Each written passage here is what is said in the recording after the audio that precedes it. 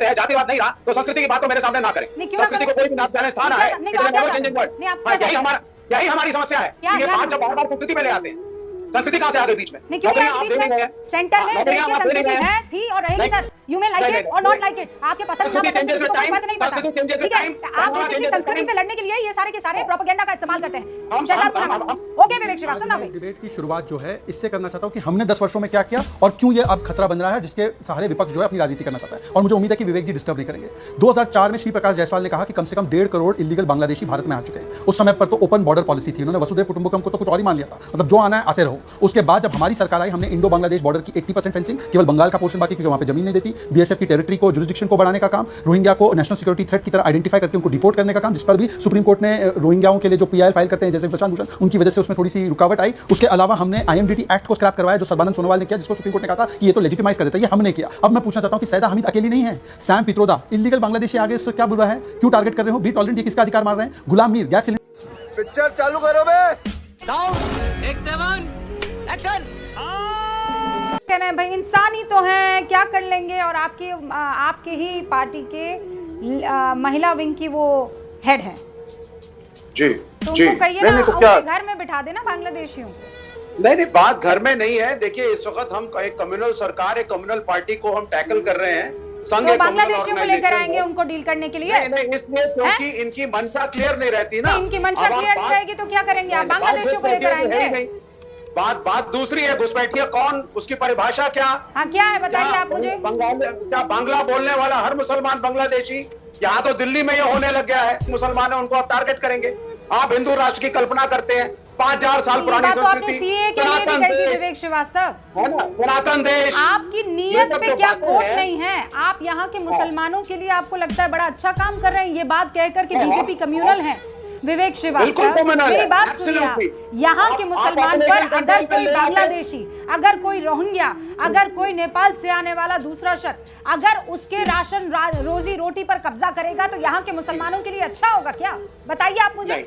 11 साल, ये 11वां साल प्राइम मिनिस्टर जो है, एक तो आपने पॉपुलेशन कंट्रोल के लिए कोई कदम नहीं उठाया, कोई क्रिएटिव कदम नहीं उठाया, कोई फैमिली प्लानिंग के लिए शहजाद पूनावाला से सारे सवाल trust me on this, I am going to ask every single question जो आपके, मैं अभी आपसे जो बात कह रही हूँ, क्या घुसपैठियों को हमें डील नहीं करना चाहिए? क्या वो चैलेंज है हमारे लिए, देश की राजनीति के लिए, देश की जनसंख्या के लिए, देश की इकोनॉमी के लिए और देश की संस्कृति के लिए? क्या घुसपैठिए चैलेंज है कि नहीं है? आप मुझे हाँ या ना में जवाब दीजिए। उसकी संस्कृति क्या होता है?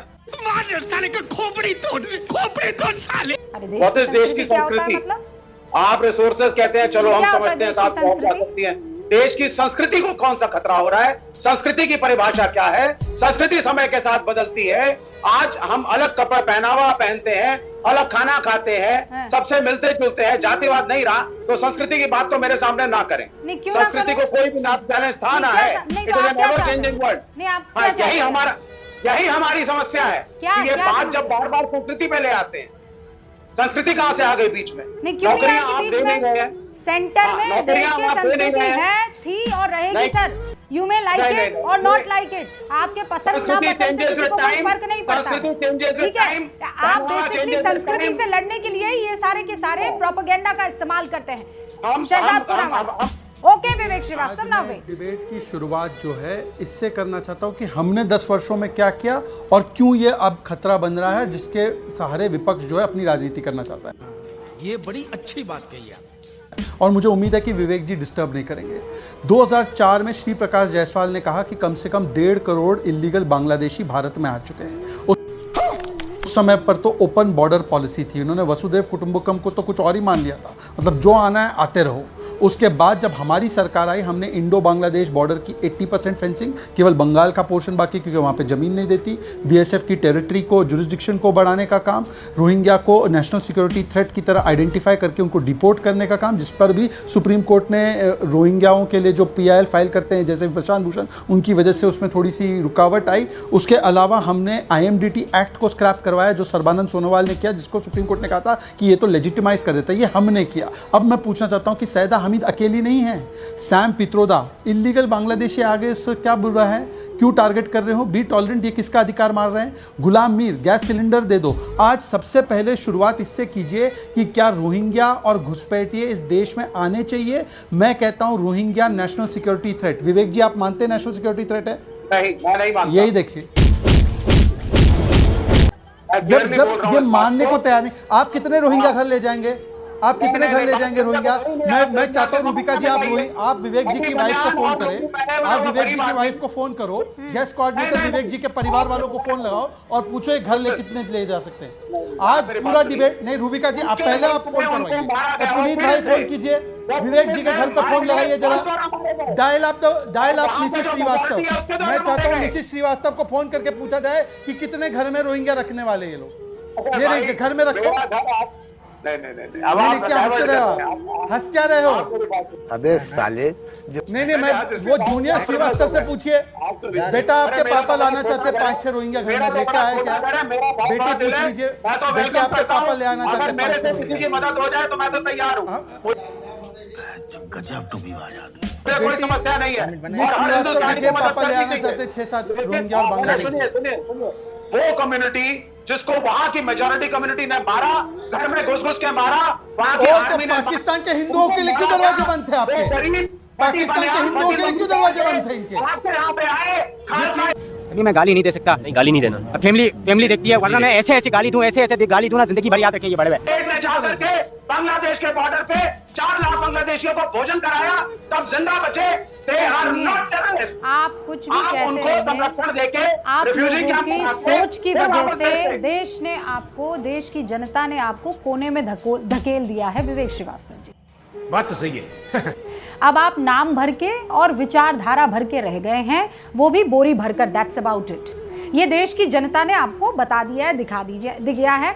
आप अब जहां कहीं भी नजर आते हैं, हाथ में प्लकार्ड होता है, कभी यहाँ दिख जाते, कभी वहाँ दिख जाते, भीड़ जमा करने के लिए ठीक है, लेकिन जो भी आप कह रहे हैं वो देश का कोई नागरिक इससे अग्री नहीं करेगा, चाहे वो कांग्रेस हो, सपा हो, आरजेडी हो, कोई भी हो। मिसेस श्रीवास्तव ने ठीक है, मैं इस बात पे शायद अग्री कर रही हूँ कि मैडम श्रीवास्तव भी इस बात से अग्री नहीं करेंगी कि रोहिंग्या के हक के लिए उनके आपके घर में जो है रोहिंग्या आ जाए।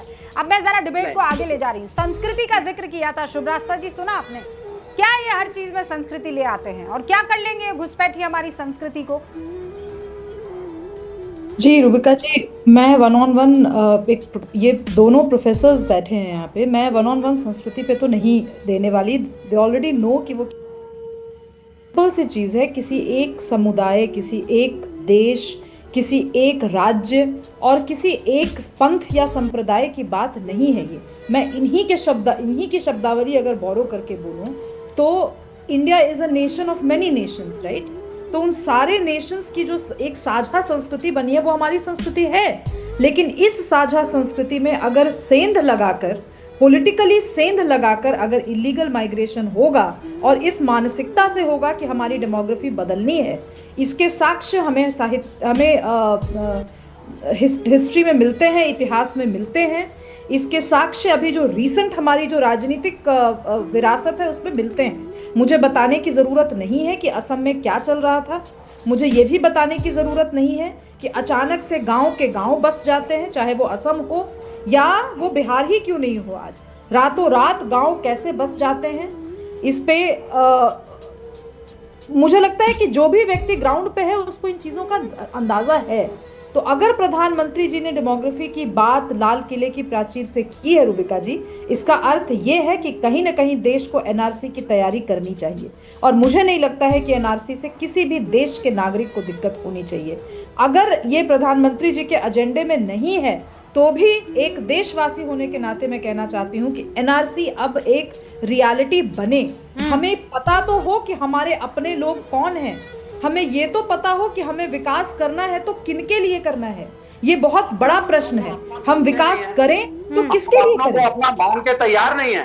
प्रॉब्लम तो यही है ना, प्रॉब्लम तो यही है, किसको आइडेंटिफाई करोगे, किसको बाहर कभी आज तक डिबेट में बैठे हो ये कह करके कि सोल्यूशन ये है? आप हमेशा ये कहते हैं कि समस्या ये है, ऐसे हो जाता तो वैसे नहीं होता। सोल्यूशन है, पहले हिंदू राष्ट्र को डिनाउंस करें आवश्यक, समस्या नहीं, सोल्यूशन अपने आप आएगा, नियत को बदलिए, सोल्यूशन आएगा। आपकी विचारधारा में केवल घर्षण, केवल संघर्ष, केवल मुंह सुजा के बैठना है, इसमें आपकी गलती नहीं है। ये लेफ्ट की विचारधारा ही ऐसी है। आपने सवाल उठा दिया कौन सी संस्कृति, अरे वही संस्कृति जिसके तहत आज आप और हम एक प्लेटफॉर्म पे बैठ के बात कर रहे हैं, जिसमें मुझे बुर्का पहनने के लिए जबरदस्ती नहीं कहा जा रहा, जिसमें रुबिका लियाकत बैठ करके शो करती हैं और उनके खिलाफ फतवे नहीं निकलते। ये हम उस संस्कृति की बात कर रहे हैं। और आप थोड़ा सा इन बॉर्डर एरियाज में घूम करके चले आइए। डेमोग्राफी चेंज केवल हिंदू मुसलमान होना नहीं होता। डेमोग्राफी चेंज आप एक बात बताइए, आप नकली सिटीजन्स के बारे में हम बात नहीं करते कभी। पंथ ऑफ इस्लाम के तहत शरिया लॉज पर्टिकुलर रिलीजन को टारगेट करते हैं। आप एक पर्टिकुलर रिलीजन को टारगेट करते हैं। हमारे यहाँ पे इमिग्रेंट्स और रिफ्यूजी हर जगह से आते हैं, नेपाल से भी आते हैं, तो मैंने नहीं ठेका ले रखा विवेक श्रीवास्तव जी, भारतीय ठेका नहीं ले रखा। यही एक सेकंड विवेक श्रीवास्तव, अब रुक जाइए। यही खौफ जो है आप लोग मुसलमानों के डर, मुसलमानों के जहन में बिठाते हैं, उनके दिल में बिठाते हैं और उनको जबरदस्ती ये सोचने पर मजबूर करते हैं कि उनको कॉर्नर किया जा रहा है और उनको अटैक किया जा रहा है। सर, ये लेकर बैठी हुई हूं मैं आंकड़े पश्चिम बंगाल के मुर्शिदाबाद में मुस्लिम आबादी है 66.27%। आधार कार्ड 121% कहां से आ जाते हैं? हाँ, ये जो बाकी एक्स्ट्रा परसेंट आए, क्या हकमारी नहीं कर रहे मुसलमानों की? क्या ये खतरनाक नहीं है मुसलमानों के लिए? वीरभूमि में 37% मुस्लिम आबादी है, लेकिन आधार कार्ड जारी होता है 115%। नादिया में 26% आबादी है, आधार कार्ड जाता है 114%। नॉर्थ 24 परगना में मुस्लिम आबादी 25% है और कितना आधार कार्ड जाता है? 103%। क्यों भैया? 121% आधार कार्ड जाता है कूच बिहार में, जबकि मुस्लिम आबादी है 25%। उत्तर दिनाजपुर में 49% मुस्लिम आबादी है, 114% आधार कार्ड बांट दिए जाते हैं। किसको बांटे जा रहे हैं? किसको बांटे जा रहे हैं? दोस्तों, आज के डिबेट में विवेक श्रीवास्तव के बारे में आपका राय क्या है, कमेंट करके जरूर बताएं। और अगर आप हमारे चैनल पे पहली बार हैं तो प्लीज़ हमारे चैनल को सब्सक्राइब करें और हमारे साथ जुड़े रहें।